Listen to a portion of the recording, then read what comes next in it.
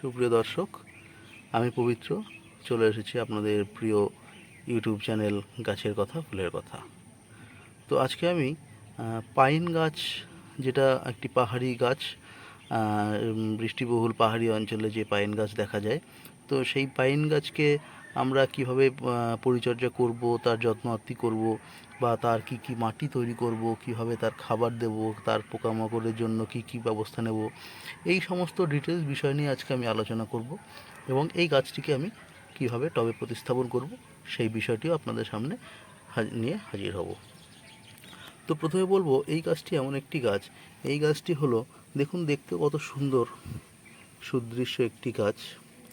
মূলত এই গাছটি একটি গ্রীষ্মকাল, অর্থাৎ যখন এরকম প্রচণ্ড গরম এবং যখন বাতাসে ময়েশ্চার প্রচণ্ড থাকে, তো সেই সময়টাই কিন্তু এই পাইন গাছের একটি আদর্শ সময়। অর্থাৎ এই সময়টাই, গ্রীষ্মকালের সময়টাই হচ্ছে এই গাছের বৃদ্ধিপ্রাপ্ত হওয়ার সময়। কিন্তু শীতকাল কিন্তু এদের ডরমেট পিরিয়ড, শীতকালে কিন্তু এরা ডরমেটে চলে যায়। তো সেই জন্য সেই সময় কিন্তু এরা বৃদ্ধিপ্রাপ্ত হয় না, একটু নির্দিষ্ট অবস্থায় থাকে।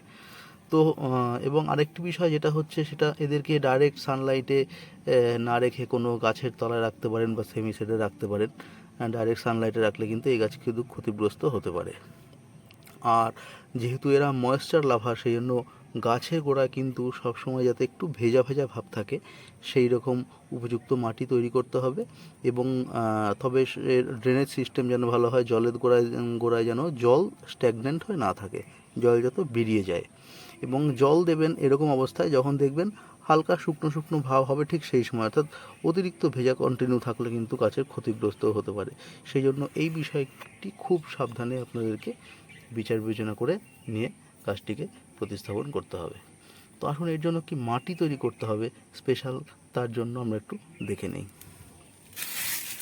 দেখুন, এই ট্রেতে আমি কিছু মাটি তৈরি করার কিছু উপাদান নিয়েছি। প্রথমে আমি এখানে রেখেছি গার্ডেন সয়েল, যেটা ঝুরঝুরে একটু বেলে দোআঁশ মাটি। এখানে রেখেছি আমি 8-10 মাসের পুরনো গোবর সার যেরকম সারের কাজ করবে নাইট্রোজেন সমৃদ্ধ খাবার হিসাবে, সেরকম কিন্তু মাটিতে ময়েশ্চারও ধরে রাখবে, সেই জন্য গোবর সার রেখেছি। এদিকে রেখেছি লাল স্যান্ড বা লাল বালি। অর্থাৎ লাল বালি কিন্তু মাটিকে কী করবে, মাটিতে তার জল ধারণ ক্ষমতা সাথে সাথে কিন্তু অতিরিক্ত জলকে বের করে দেবে। অর্থাৎ মাটি কিন্তু অতিরিক্ত জলজলে ভাবও থাকবে না।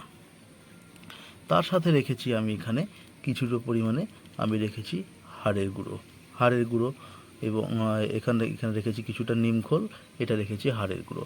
অর্থাৎ এই হাড়ের গুঁড়ো কিন্তু ফসফরাসের কাজ করবে, আর নিমখোল কিন্তু বিভিন্ন রকম রোগ পোকার আক্রমণ থেকে গাছকে রক্ষা করবে। আর এখানে রেখেছি আমি কিছুটা ভার্মি কম্পোস্ট, তার সাথে কিছুটা পচা পাতা মিশিয়ে আমি যে একটা সার তৈরি করেছি, সেই সারটি। অর্থাৎ এই একটি উপাদান, এই উপাদানটা কিন্তু আমাদের এই পাইন গাছের জন্য একটি সেরা উপাদান। তো আসুন আমরা প্রথমে কি করব, এই উপাদানগুলোকে আগে সুন্দর করে মিক্স করে নেব। দেখতে পাচ্ছেন আমি এই সম্পূর্ণ উপাদানগুলোকে আগে কিন্তু মিশিয়ে নেব ভালো করে। যত সুন্দরভাবে মিশিয়ে নেব তত সুন্দরভাবে কিন্তু এই গাছটি প্রতিস্থাপিত হবে। আপনারা আপনাদের ব্যালকনিতে বা সেমি শেড বা আপনারা প্রয়োজনে যে জায়গায় সামান্য পরিমাণে রোদ প্রবেশ করছে, অর্থাৎ আপনাদের বক্স জানালা থাকলে সেরকম জায়গায় আপনারা কিন্তু এই গাছকে রাখতে পারেন। একটি সুন্দর সুদৃশ্য গাছ হিসাবে কিন্তু আপনাদের শোভাবর্ধন করবে। এবং এই গাছকে কয়েক ঘন্টা রোদ, অর্থাৎ শীতের সময় 4-5 ঘন্টা রোদ হলে অসুবিধে নেই। আর এই সময় যখন প্রচণ্ড গরম, সেই সময় কিন্তু আপনারা অবশ্যই খেয়াল রাখবেন যে সেই সময় অন্তত সকালের দিকের কিছুটা সামান্য পরিমাণে যদি রোদ পায়, তাতে কিন্তু এই গাছের কোনো রকম ক্ষতি হয় না। অর্থাৎ সকালের দিকের সামান্য রোদ কিন্তু এই গাছের জন্য বেশ ভালো। তো এইভাবে কিন্তু আপনাদের এই গাছকে প্রতিস্থাপন করতে হবে। দেখুন, কথা বলতে বলতে প্রায় কিন্তু আমার আর মাটির সংমিশ্রণ প্রায় রেডি হয়ে গেছে। অর্থাৎ এই গাছের জন্য যে ধরনের খাবার বা যে ধরনের মাটির প্রয়োজন হয়, সেই ধরনের মাটি কিন্তু আমি প্রায় রেডি করে ফেলেছি। দেখুন বন্ধু, আশা করি বুঝতে পারছেন মাটিটি এই গাছের জন্য কতটা উপযোগী হয়ে গেছে।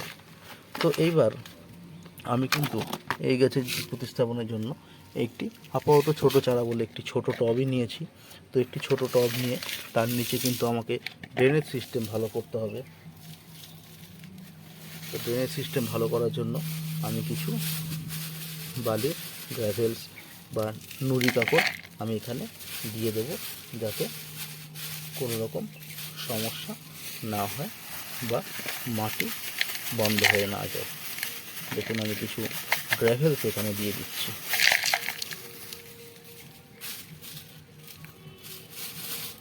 সুন্দরভাবে কিছু গ্রাভেলস দিয়ে দিলে তাহলে কিন্তু আপনার জল নিকাশি যে ব্যবস্থার সমস্যা, সেই সমস্যা কিন্তু দূরীভূত হবে।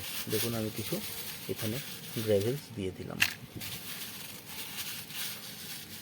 তো এবার দেখুন আমাকে কিন্তু এই গাছটির যে প্যাকেটিংয়ে রয়েছে সেই প্যাকেটিংটিকে আমাকে রিমুভ করতে হবে।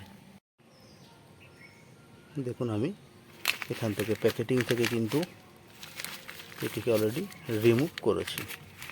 এখন খুব সাবধানে কিন্তু আপনাকে তাতে প্রতিস্থাপন করতে হবে। তার আগে আমি সামান্য পরিমাণে এই মাটি টবে একটি হালকা করে লেয়ার তৈরি করে নেব।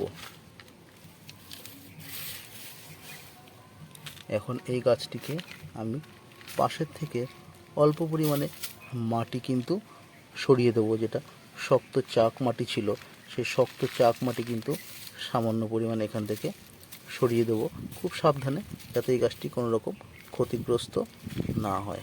আশা করি আপনারা দেখতে পাচ্ছেন সামান্য চাক মাটি আমি এখান থেকে সরিয়ে দিয়েছি।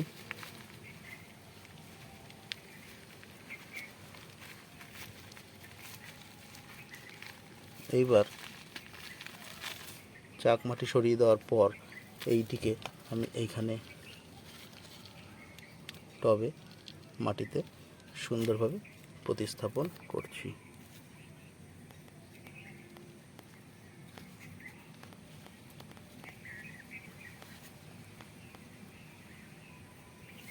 এখন আপনাকে আপনার তৈরি করা মাটিটি চারিধার দিয়ে সুন্দরভাবে দিয়ে দিতে হবে।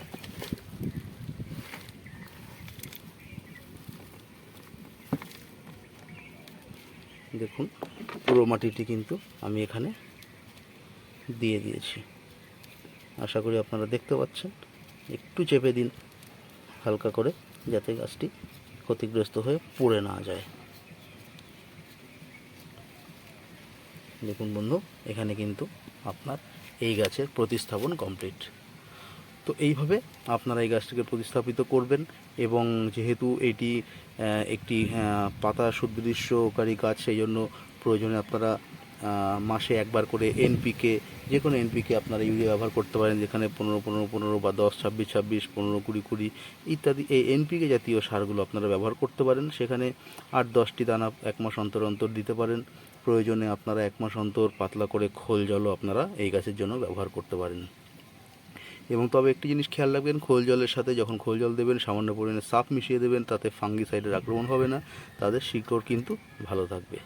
তো এই সামান্য পরিচর্যার মাধ্যমে এবং এইভাবে মাটি তৈরি করে কিন্তু এই গাছকে আপনারা প্রতিস্থাপন করলে আপনারা কিন্তু সুন্দরভাবে একটি গাছকে রূপ দিতে পারবেন। আশা করি বন্ধু আমার এই ভিডিওটি ভালো লেগেছে। যদি ভিডিওটি ভালো লাগে প্লিজ অনুরোধ রইল আমার চ্যানেলটিকে সাবস্ক্রাইব করার জন্য, এবং চেনা পরিচিত বন্ধুবান্ধবের মধ্যে আমার চ্যানেলটিকে সাবস্ক্রাইব করার জন্য লাইক করে কমেন্ট করে জানাবেন। দেখুন আমি শেষে একটু ওয়াটারিং করিয়ে দেব, সামান্য পরিমাণে প্রয়োজন বুঝে ওয়াটারিং করে দিলাম।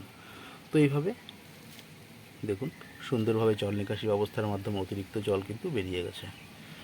তো এইভাবে এই গাছটিকে পরিচর্যা করুন, আপনার বাড়িতেও একটি সুদৃশ্যকারী গাছ হিসাবে পাইন গাছ শোভাবর্ধন করবে। সঙ্গে থাকার জন্য অসংখ্য ধন্যবাদ, শুভকামনা রইল।